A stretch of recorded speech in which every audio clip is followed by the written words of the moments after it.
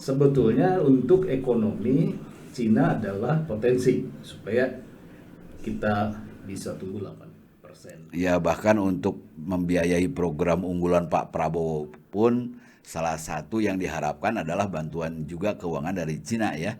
Secara geoekonomi, secara ekonomi, kita tahu bahwa Pak Prabowo itu punya target ambisius, yaitu ekonomi kita harus tumbuh 8%. Iya.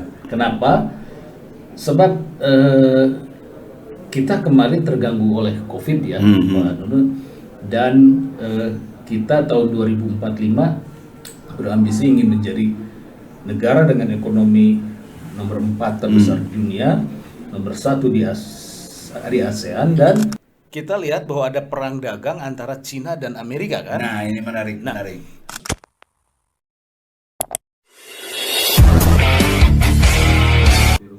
Bertemu lagi di podcast Koran Gala dan apa kabar .news. Kali ini kita kembali akan berbincang, tapi di luar masalah isu-isu domestik, kita akan bicara isu-isu internasional karena ada Kang Budiana di sini yang cukup piawai lah ya dalam isu-isu internasional, isu-isu kawasan. Nih terkait dengan ini Kang Budi, pasca pelantikan presiden ya, kita sudah punya presiden baru mulai tanggal 8 kemarin ya. Prabowo Subianto presiden kita melaksanakan tugas kenegaraan yang pertama ke luar negeri. Yang menarik itu di awal-awal tugas dia ke luar negeri ya, tanggal 8 sampai tanggal 10 kemarin, kemudian nanti akan dirangkaikan dengan beberapa lawatan ke berbagai negara ya, sampai dengan masih ada tersisa 10 hari ke depan. Nah, yang menarik ini Kang Budi, Prabowo Subianto sebagai presiden terpilih itu melakukan lawatan resmi ke Cina, ke Republik Rakyat Tiongkok. Karena kan biasanya presiden-presiden baru kita ketika melakukan kunjungan kenegaraan ke luar negeri itu ke tetangga, ke ASEAN biasanya. Ke ASEAN ya, kalau nggak ke Malaysia atau kemana, ke ASEAN atau ke Australia yang dekat ya. Mungkin itu gambaran sebagai apa ya, neighbor apa namanya? Hubungan baik ya. Good neighbor relationship lah seperti itu. Tapi ini ke Cina nih, ya. Ini kan agak menarik juga ya. Kenapa ke Cina? Ya, sebetulnya bukan agak menarik, lebih menarik lagi karena sebetulnya Prabowo setelah terpilih sebagai presiden terpilih itu bulan apa ya beliau ya? Kemarin. Dia akan mengunjungi Cina juga, ketemu Xi Jinping sama Putin gitu, dalam kapasitas sebagai presiden terpilih. Nah, sekarang juga setelah resmi dilantik menjadi presiden Indonesia, Pak Prabowo, negara pertama yang dikunjungi adalah Cina ya. Cina, baru kemudian ke Amerika, terus ke Peru, ke Brazil, ke Inggris, gitu, ke negara-negara Arab gitu kan. Nah, ini kan menarik sebetulnya, kenapa Cina sebagai negara pertama yang dikunjungi ya. Karena ada dua kepentingan geopolitik, yang satu geopolitik, yang satu geoekonomi. Secara geopolitik sebetulnya kan Cina ini kekuatan segala halnya kuat ya, militernya kuat, dan dia mulai mengklaim wilayah Laut Cina Selatan. Jadi ada 9 garis putus yang dia klaim di Laut Cina Selatan. Sekarang sebetulnya sudah nambah satu garis lagi jadi 10, masuk Taiwan ya. Taiwan sudah diklaim. Tapi oke lah, kita ambil 9 ya, di mana dulu ketika Cina belum menjadi negara kuat, dia hanya klaim aja. Tapi setelah sekarang militernya kuat, ekonominya kuat, dia mulai asertif itu udah mulai tegas ya. Dia mengirim kapal induk ke situ, kemudian hadir di situ, sehingga wilayah ini kan wilayah tumpang tindih. Jadi ada klaim antara beberapa negara seperti Malaysia, Filipina, Vietnam. Dengan Indonesia tidak ada klaim teritorial, tapi ada dia masuk ke zona eksklusif ekonomi. Nah ini Laut Cina Selatan itu merupakan flashpoint lah, artinya Amerika juga sekarang hadir ke situ kan, karena ingin melindungi kepentingannya gitu. Jadi secara natural Asia Tenggara atau Laut Cina Selatan itu adalah wilayah pengaruhnya negara-negara besar selalu. Karena di situ ada choke point kan, pelayaran Selat Malaka yang sempit, Selat Sunda, nanti dari Selat Lombok untuk menuju ke Samudra Pasifik dan kemudian ke Australia itu pasti melewati itu. Nah, semua negara besar sangat berkepentingan karena itu jalur dagang yang penting lah dalam sejarah juga. Kita baca bagaimana Sriwijaya berperang dengan kerajaan Chola India karena merebut akses laut untuk ekspor barang ke Cina gitu. Nah, Cina sekarang secara militer kuat dan Amerika Barat, Eropa juga merasa terusik kan. Nah makanya di Asia itu ada kelompok namanya Quad lah, 4 negara, Amerika, India, Jepang, atau AUKUS ya, Australia, Inggris, Amerika. Dia bikin organisasi AUKUS untuk hadir di Asia Pasifik juga, di Cina Selatan. Kemudian Quad India juga ya. Quad itu kalau nggak salah India, Amerika, Australia dan Jepang ya. India juga jangan lupa 51% perdagangannya lewat Laut Cina Selatan ya, lewat itu. Nah jadi semua sangat berkepentingan sehingga, dan Cina sekarang lebih asertif, lebih tegas, sehingga Indonesia ini kan harus tetap berada di kerangka politik bebas aktif ya, di tengah-tengah seperti yang dirumuskan oleh Bung Hatta gitu ya. Kita harus mendayung di antara dua karang, tidak boleh terjebak ke dalam satu blok. Nah, jadi secara geopolitik kita harus dekat ke Cina karena situasi di Cina Selatan itu seperti itu. Nah, secara geoekonomi, secara ekonomi kita tahu bahwa Pak Prabowo itu punya target ambisius, yaitu ekonomi kita harus tumbuh 8%. Kenapa? Sebab kita kemarin terganggu oleh COVID ya, Pak Nunu, dan kita tahun 2045 berambisi ingin menjadi negara dengan ekonomi nomor 4 terbesar di dunia, nomor 1 di ASEAN, dan ingin supaya kita beranjak dari negara kelas menengah menjadi negara maju. Tapi kemarin kan terganggu COVID ya, sehingga pertumbuhan kita itu ya stagnan di 5%, bahkan bulan ini year on year-nya di bawah 5%, 4,9 lah. Nah, ini kan kalau pertumbuhan ekonomi kita hanya 5%, di bawah 6%, semua pihak, para analis mengkhawatirkan kita akan terjebak ke dalam namanya middle income trap. Jadi perangkap kelas menengah. Terus aja kelas menengah nggak meningkat, pada akhirnya kelas menengah ini akan tergerus menjadi kelas bawah, dan kita 2045 negara sebagai negara Indonesia emas itu nggak akan tercapai. Nah, untuk menjaga agar kita bisa keluar dari middle income trap ini, kita perlu 8%. Nah, ini kan pertanyaan, 8% itu berapa duit Indonesia? Ya. Banyak analis yang menyebutkan lah 7.000 triliun ya, 10.000 triliun, tapi kita ambillah average ya, perkiraan Pak Rut 10.000 triliun. Nah, sekitar setengahnya sampai 7.000 triliun itu bisa dari dana dalam negeri, tapi sisanya 3.000 sampai 5 triliun, 3 sampai 5.000 triliun Pak Prabowo harus cari keluar. Nah, dalam kaitan ini Cina adalah negara tetangga terdekat dan terkaya.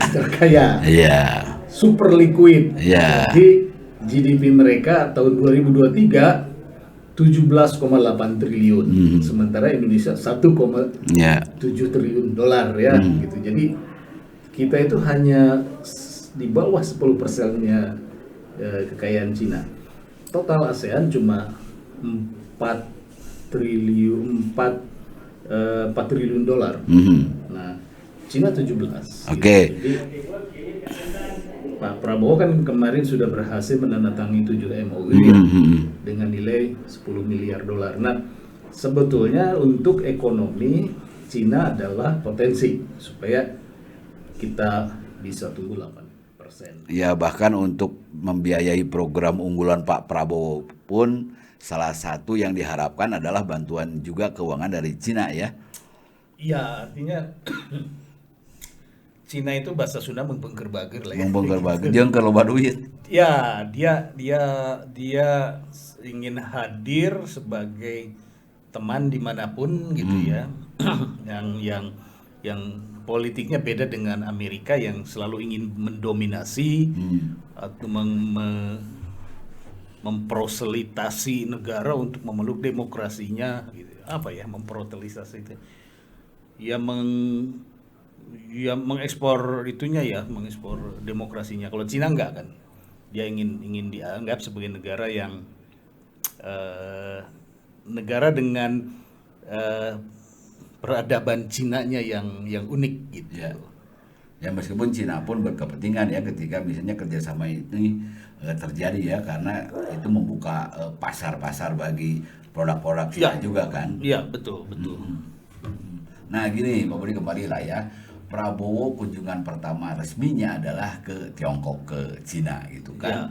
Nah sementara kan di sini ya di kita masih banyak lah ya nada-nada yang minor ya tentang hubungan Indonesia Cina ini. Apakah kemudian kunjungan pertama Presiden Prabowo ke Cina itu juga dalam konteks untuk dalam tanda kutip mengkoreksi hal-hal yang memang nada-nadanya masih minor sekarang?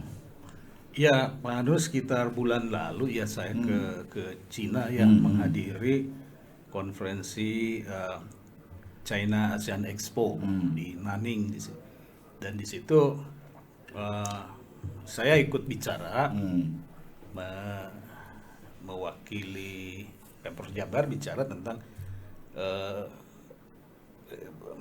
Indonesia akan menjadi negara nomor 4 ekonominya di dunia pada 2045 dan nomor 1 di ASEAN.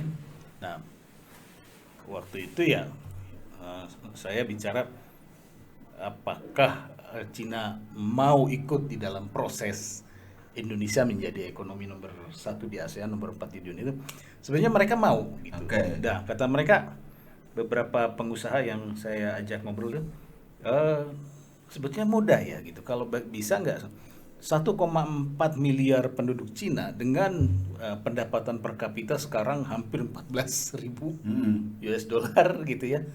Purchasing power-nya, daya belinya kuat. Bisa nggak Anda Indonesia spend di sini dalam tourism? Itu baru aspek pariwisata ya.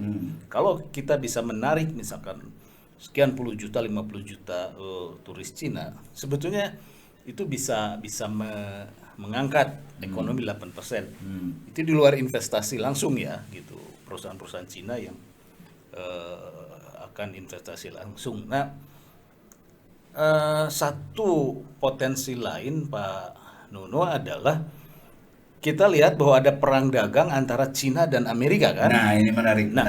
Di mana sebetulnya Amerika menerapkan tarif tinggi 100% buat barang-barang produksi yang diproduksi di Cina akan sulit memasuki Amerika, memasuki Kanada, dan memasuki Eropa. Ya, proteksinya bahkan sampai 200% katanya Pak. Nah, jadi apalagi Trump kan? Ya. Trump ini kemarin mengancam kalau Anda melakukan de-dollarisasi, kan Cina sama Rusia lewat BRIC itu ingin Ya. de-dollarisasi. Kalau Anda melakukan de-dollarisasi gitu, siapapun yang melakukan de-dollarisasi, saya akan naikkan tarifnya 200%. Ya. Jadi kalau Indonesia mengancam melakukan de-dollarisasi juga, barang-barang Indonesia akan dinaikkan sampai 200%. Nah, tapi oke lah, ini barang-barang Cina sekarang nggak bisa masuk Eropa, nah itu keluar, dia ke India, dia ke ASEAN, dan dia ke Meksiko. Nah, kalau ke ASEAN kebanyakan ke Vietnam karena iklim investasinya dia lebih friendly lah ya, lebih gampang ngurus izinnya. Nah, ini kan kesempatan sebetulnya di satu saat itu perang dagang antara Amerika dan Cina itu menyebabkan perusahaan-perusahaan keluar, seharusnya kan bisa kita manfaatkan nih sehingga 8% itu bisa terdorong. Ya.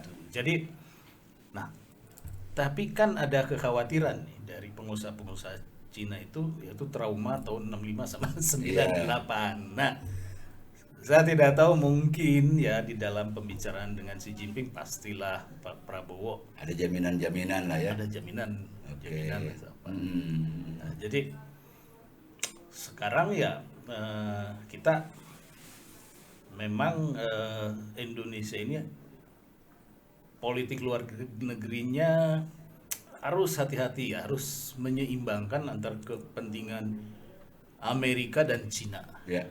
Itu saya kira Prabowo sekarang kunjungan ke Amerika itu juga dalam rangka memelihara keseimbangan. Iya, pasti. Karena gini ya Pak Budi, setelah dari Cina, dari Beijing kan Prabowo langsung terbang ke Amerika ya. Ya. Untuk menerima undangan dari Joe Biden ya. Iya. Nah, kemudian juga mungkin nanti ketemu dengan presiden terpilih ya, Donald Trump. Nah, betul ya, soal keseimbangan ini kan menjadi kunci lah ya. Jangan sampai kemudian posisi Indonesia dikesankan menjadi berat kemana yang nanti akan juga ada dampaknya ke kita gitu Ya, kan. betul. Karena itu tadi Cina dan Amerika perang dagangnya nih masih belum selesai ya. Masih akan lama bahkan gitu. Jadi ya kita tunggulah ya nanti kabar dari Amerika seperti apa. Tapi yang jelas agenda utama sih sebenarnya ya, Prabowo lawatan ke luar negeri ini adalah menghadiri KTT IPEC di Peru dan kemudian dilanjutkan dengan KTT G20 di Brazil. Ya. Nah, kira-kira Pak Budi, kehadiran Prabowo ya di dua forum summit ini ya akan seperti apa, dan seharusnya Prabowo seperti apa?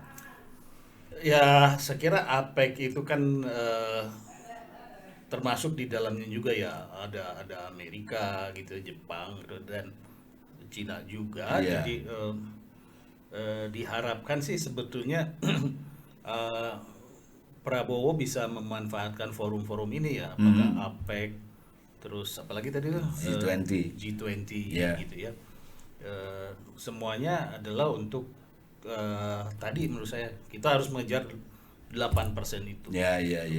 Karena Prabowo di forum APEC ini dan forum G20 harus bisa meyakinkan bahwa Indonesia itu favorable lah untuk semua gitu. Dan memang saya kira di tengah persaingan antara Cina dan Barat ini, kalau ASEAN kan sudah terlihat ya, Malaysia dia Commonwealth gitu ya, Filipina Amerika sekali gitu. Nah, Indonesia ini di tengah-tengah gitu, bebas dan aktif. Nah, politik bebas aktif ini sebetulnya adalah cara yang baik untuk memanage konflik-konflik gitu. Ya, meskipun ada juga eksesnya bahwa Indonesia tidak bersikap ya, ada juga anggapan seperti itu. Iya, sebetulnya bukan tidak bersikap, menurut saya Prabowo ingin, atau presiden-presiden Indonesia, politik Indonesia ini seharusnya mengundang semua kekuatan untuk hadir di Indonesia dalam bentuk investasi gitu. Ya. Nah, itu cara memanage konflik. Seperti Singapura yang kecil itu, bagaimana bisa aman dan damai karena semua uang dunia ada di situ. Ya. Nah, sehingga nggak ada satu negara pun yang ingin merecoki Singapura. Saya kira kita harus memanage konflik Cina dan Amerika itu dengan cara menghadirkan Amerika dan Cina di Indonesia ya. Dan investasinya harus seimbang, itu nggak ada satu negara yang lebih besar dari negara lain gitu ya, sehingga ya apa itulah cerminan dari politik bebas aktif itu. Jadi bukan tidak bersikap, justru kita memanage konflik dunia di mana dalam konflik itu ada potensi-potensi. Ya, cari keuntungan lah ya, Ya, kita ya. gitulah. Ya betul lah ya, karena apapun lah ya, sepanjang kita tidak kuat secara ekonomi ya, Ya, posisi ya, kita ya. pun pasti akan lemah gitu kan. Nah, Prabowo ini akan sangat banyak jalan-jalan ya di masa-masa awal kepemimpinannya, setelah dari konferensi di Brazil, kemudian juga akan terbang ke Eropa, ke Inggris, kemudian juga akan melawat ke beberapa negara di Timur Tengah ya. Ya, ya. Dari situ sih memang kebaca lah ya, ini misinya misi lebih heavy ke misi ekonomi ya Pak Budi ya. Ya, saya kira gitulah ya. Bagaimanapun juga sebetulnya kayak negara-negara Arab itu ekonominya sedang bagus ya. Modal-modal mereka belum banyak termanfaatkan di Iya. di sini gitu. Dan saya kira ya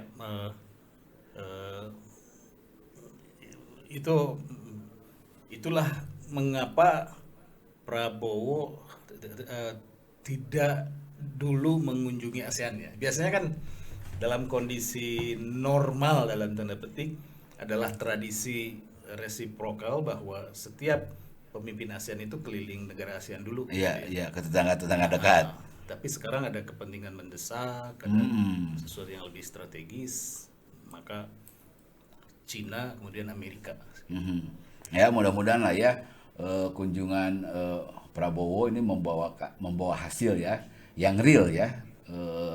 Ada tindak lanjut dari penandatanganan, kesepahaman, MOU, kemudian juga nanti bisa dilanjutkan oleh penandatanganan kontrak-kontrak kerja lah ya. Ya, yang tujuannya apa ya? Tujuannya untuk sebesar-besarnya masuk investasi ke Indonesia, kemudian juga turut mendorong pertumbuhan ekonomi kita.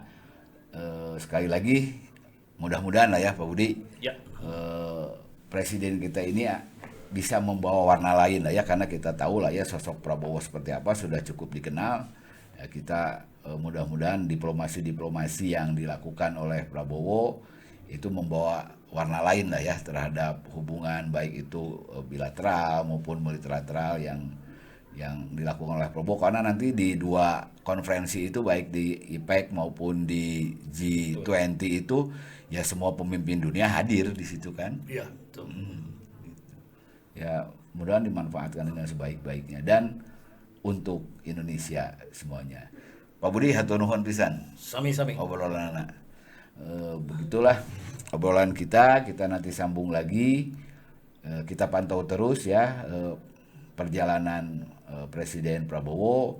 Mudah-mudahan bisa kita nanti informasi yang kita dapat bisa kita share lebih lanjut. Hatur nuhun. Assalamualaikum warahmatullahi wabarakatuh.